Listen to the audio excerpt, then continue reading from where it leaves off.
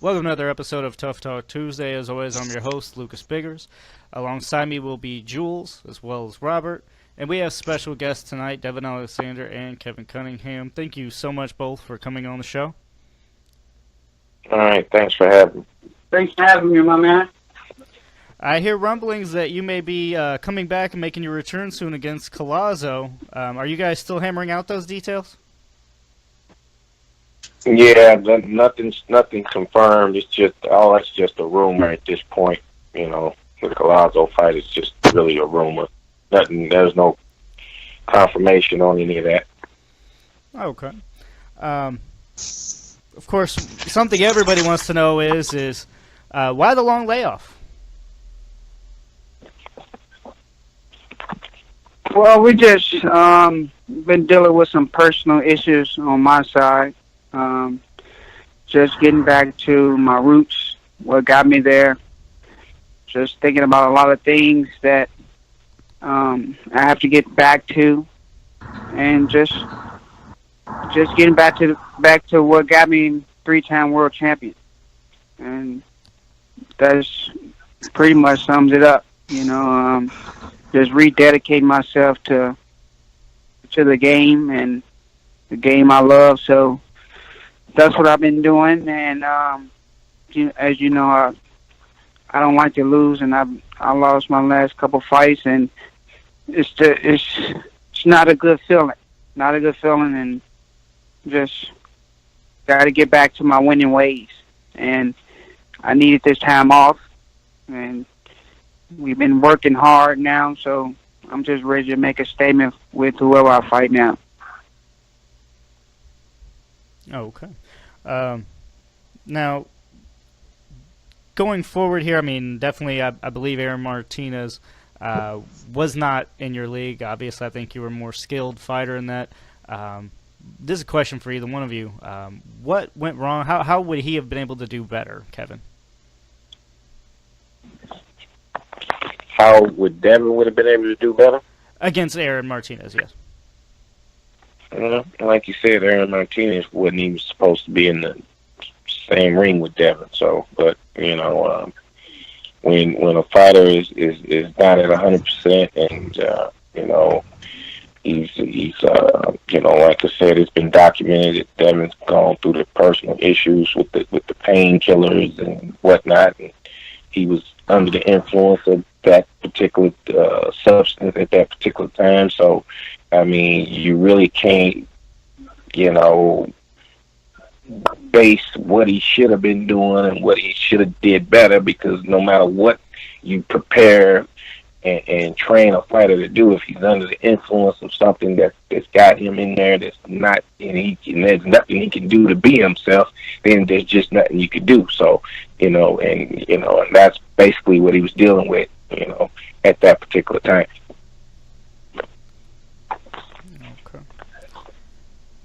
So I mean, it's nothing I can tell you that he should have been doing, other than you know, like I said, when you're not at just yourself because of some type of other issue, then I mean, it ain't nothing that he can be doing.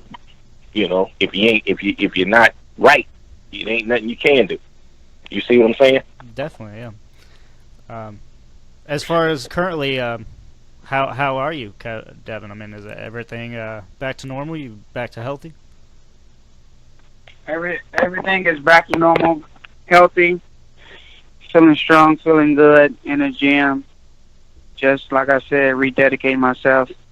You know, I could see a lot of things that I was doing this last couple of years that I was going through, my personal issues, and I couldn't believe I was going through it. You know, just a horrible thing I was going through. But like I said, I feel good now. I'm feeling strong, and I'm feeling rededicated. So on to the next, and I'm just ready to get in the ring and wipe this slate clean, whatever the nasty taste I got in people's mouth away. I commend you on that. The sport of boxing has definitely felt your absence, that's for sure. been looking forward to seeing you back in the fight. That's one of the reasons this interview even came about. We're just kind of wondering where you're at. Hope you're okay, and glad to see you getting back to business here. If you could, Yeah, go ahead. I'm sorry. go ahead. I would say if you could avenge one of your losses, which one would it be? I mean, all of them, to be honest. But I would knock Aaron Martinez out the first round if I was to ever fight him again, because that loss was just totally hideous. You know, it was totally not me, totally out of my character, and just unacceptable. Unacceptable. From the team I got is A1, so it was just unacceptable. So either one of my losses, if I was to fight him in one of them again, I would win convincingly. I definitely hope you get the chance. Love seeing you fight, but I'm going to go ahead and hand you off to another one of my writers here. Robert, whenever you're ready. Thank you. Devin, it's a pleasure interviewing you here again. You and Kevin. One of the things I'm going to touch with you guys on here is the layoff. It's been since 2015. You are 30 years old. How hard do you think it'll be to come back from that type of a layoff? Do you see there being rust or anything, or have you been able to, work through all your issues to come out successful? Yeah, we've been working, and it's not like we've just been taking off, but we've been working ever since I've been off. Recently, we've been in camp for months now, so there's not going to be no problem at all. 30 years old, this is the prime of my career. This is where I was supposed to be making my mark. Like I said, I feel excellent, and I'm just anxious to get back in there, and show people that my skills are still there, everything is still intact, and just show people why I am three-time world champion. Okay. So, Kevin, have you guys been working on anything differently in the gym that you've seen? Well, I mean, basically, we've been off for 2 years. It's been a whole process to address the whole issue. The way, Devin has been looking in these last few fights, there's a reason for that. You know what I mean? Just like your partner asked me that question, from a trainer standpoint, there's nothing a trainer can do if the fighter's dealing with some serious issues like that. You can train, come up with the game plan, strategy, all you want, but the fighter has to be on point and has to be, all the way right. So, these last 2 years, we've been really addressing with that issue, the issues that he's been dealing with, and that whole process, the whole rehab and refocus process is part of, what we've been addressing during the layoff. Now we've been in camp for the last 6 months. And he's been basically training since he totally, rectified the situation. He's been in training for close to, a year now. And he's been in camp because I relocated to Florida and built a training camp in Florida. So we're in Florida. He's been in camp for 6 months. So he's, we're working on being more powerful, adding a lot more strength to the speed. I mean, he's naturally quick, so we want to be more powerful and more explosive when he returns. Okay. So yeah, it definitely sounds like it's some more mental workout than physical for that part. But I do want to touch on back in some of your losses back before Martinez, when you lost to Amir Khan. At that stage in Devin's career, and where Amir Khan was at after that fight. He went on to fight Canelo, made some money, made some accolades, and even now people consider Amir Khan to be like a gatekeeper. Do you guys feel like Devin should have been in that spot? Do you feel like what? Do you feel like Devin should have been in that spot instead of Amir Khan? Had he beat Amir Khan? Well, I mean, I can't consider Devin being in the spot if he lost to Amir Khan. I mean, if he lost to him, he can't be in the spot. He lost to the man. So, I mean, if he'd have won the fight, then you deserve to be in that spot. So, I mean, I don't feel like he should be in a spot where somebody that he lost to went on. That's just not even possible. And that wouldn't be right for us to even feel like we should be somewhere that somebody beat us. That don't make sense. No, I understand your point there. What I'm speaking on though is being the issues mentally and everything, and the point of the career where Devin was at. Everybody, felt at that time they considered Devin to be one of the elite true fighters at that time. Even thought he should beat Amir Khan. So I'm just wondering if the other issues didn't partake. Do you feel like Devin may have been at that level to where he should have been where Amir Khan was? Oh, for sure. I mean, man, you could take it a step further than that. I mean, Devin ain't never been in a fight that he shouldn't have won. That's first, including the Tim Bradley. So, if you want to use a fight like that for an example, I use the Tim Bradley fight. I feel like Devin should have been in that position that Tim Bradley was in to fight Pacquiao 3 times and fight Marquez and all those big money fights. I feel like he should have been in those positions. Yeah, and that's what I'm saying. I totally agree because when Devin was hot, he beat Lucas Matisse, Marcos Maidana, in a row. Those were 2 fighters at the time that were heavily ducked in the division. Nobody wanted to fight those guys. Devin not only fought them, but he beat them. Yeah, but what you can't overlook the point that we've made clearly, and that he's put out there. The personal issue that he had to deal with was a real issue. So, and that happened after the Maidana fight. So everybody after Maidana, he was fighting under the influence of dealing with the painkiller addiction. So that's what we was dealing with. Yeah, understood. So you can't speak like you're speaking on healthy, normal in the ring, and he just losing to these guys. You can't speak in those terms when you're talking about somebody that's under some kind of addiction and they in the ring dealing with these elite fights under that type of circumstance. And that's what we've been dealing with. Yeah, definitely understand that. I appreciate your honesty with that one too, guys. Devin, I also want to touch on a point with your brother coming back. He has a fight this weekend on the prelims of Kovalev Ward 2, and I understand he's with Kathy Duva with Main Events.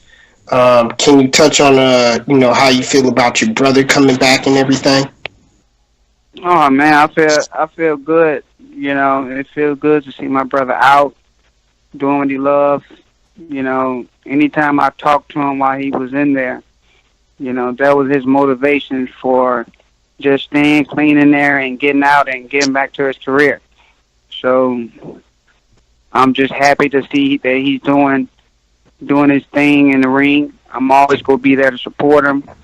It feels good to have both of us out and doing what we love to do, which is fight and win.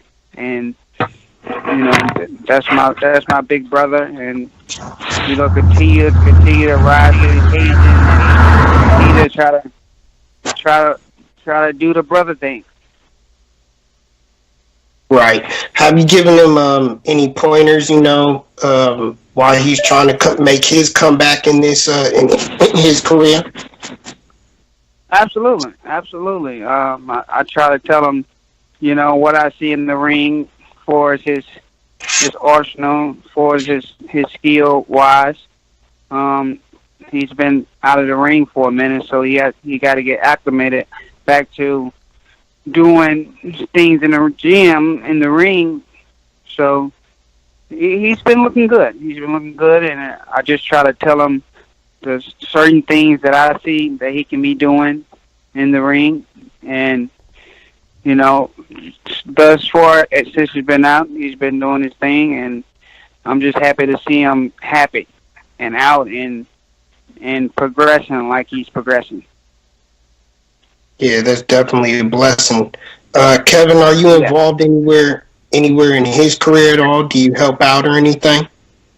No, I'm not. I'm not involved with Vaughn. He has his own situation. So, you know, and I wish him the best with what he's doing. And you know, me and Devin. Vaughn has his own situation, which that works out well for him, and I wish him the best. Definitely. And last question I have pretty much for Devin here. I understand the setbacks, everything. You're on your way making your comeback, but let's just say that your career had to end for whatever reason today. Are you satisfied with what you accomplished in the sport? Nope, not at all. I know. I've been ever since I was a kid. I wanted to be on the pound for pound list, so I'm not satisfied at all. I still believe I got a lot more to do in the game, a lot. So no, I'm not satisfied at all. Okay. Well, we definitely look forward to it. I believe that's all the questions I have. Lucas, I'll turn it back to you. All right. We do have one more writer, Jules. Let me see if he's ready. Jules, you there? Jules? He's not here, Lucas. All right. We definitely appreciate you both coming on, and Devin, I commend you on getting clean. I mean, that's one of the hardest things to do. And we definitely look forward to seeing you in the future. But more than anything, yeah, definitely thank you guys for both coming on the show. Hopefully we hear that you're making a comeback real soon. I was really hoping for Collazo. Before I let you go, though, are you ready for a fight like Collazo now? Should it be made? For sure. I mean, what do you mean a fight like Colossus? Just a big name. I didn't know if you guys would want to tune up first. I mean, it has been a couple of years. I know you said you've been in the gym and you're ready, but I didn't know if you guys were going to end up taking a tune up first or just jump right into a bigger fight. No, I mean, the way I see Collazo as As the a type tune-up. of guy that I don't want to call him a tune-up, but he's the type of guy that when Devin's right, and which Devin he is right now, he shouldn't have any problem with a guy like Collazo. And if he can't beat a guy like Collazo, it's time to find something else to do. So I mean, Collazo is not considered one of the welterweight elites. I mean, he's coming off a good win, and he's a veteran. But he's the type of opponent that if Devin want to be back in the elite mix, which that's what the whole goal is, he's got to beat a guy like Collazo. You know what I'm saying? Definitely. All right. Well, So I mean,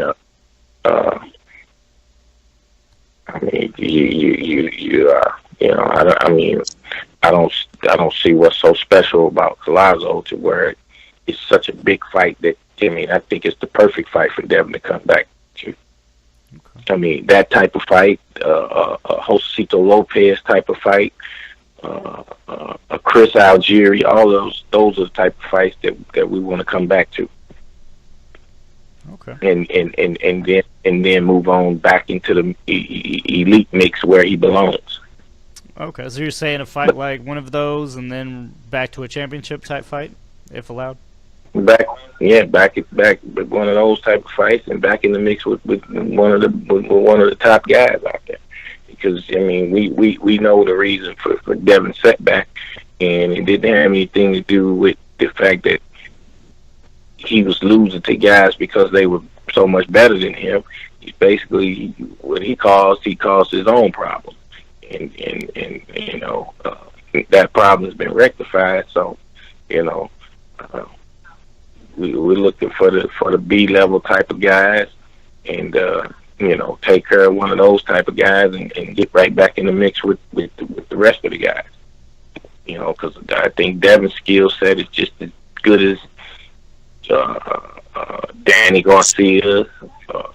I mean, you got Sean Porter. I mean, he doesn't have a what you would call a great skill set, but he's got something that works for him, and that's that rugged, nonstop brawling, mauling type, and it works for him. So and that keeps him in the elite mix, even though he's not one of your better skill fighters, but he's got a method to his madness, and it works for him.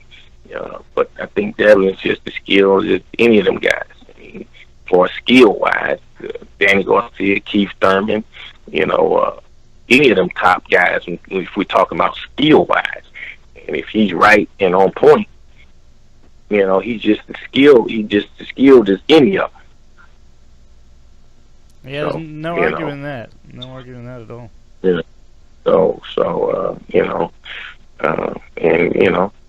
Like I said, a guy like Collazo, or Josecito Lopez, or Chris Algieri, I think those would be the perfect type guys. I mean, even speaking of comebacks, I mean, I saw where Matisse came back after being off for 18 months, and he came back, and the guy he came back against was a solid guy. What's the kid's name? Not Maxwell. That's his brother. What was the kid's name that Matisse just came back to? Oh yeah. Yeah, what's his name? His brother named Maxwell. What is his name? But anyway, after being off a year and a half, Matisse came back to that type of guy, and I think that guy's a tougher fighter he's a tougher fight than Collazo would be. So I mean, if you want to get back into the mix, you don't. I mean, if Devon was to come back and fight nobody, Joe Smo, and beat him, who's gonna care about that? Right. Yeah, and Matisse fought Emmanuel Taylor. That Emmanuel Taylor's a solid little guy. I mean, if you matched Emmanuel Taylor up against Louis Collazo, who would win? Yeah, I mean, Emmanuel Taylor took Broner to deep water.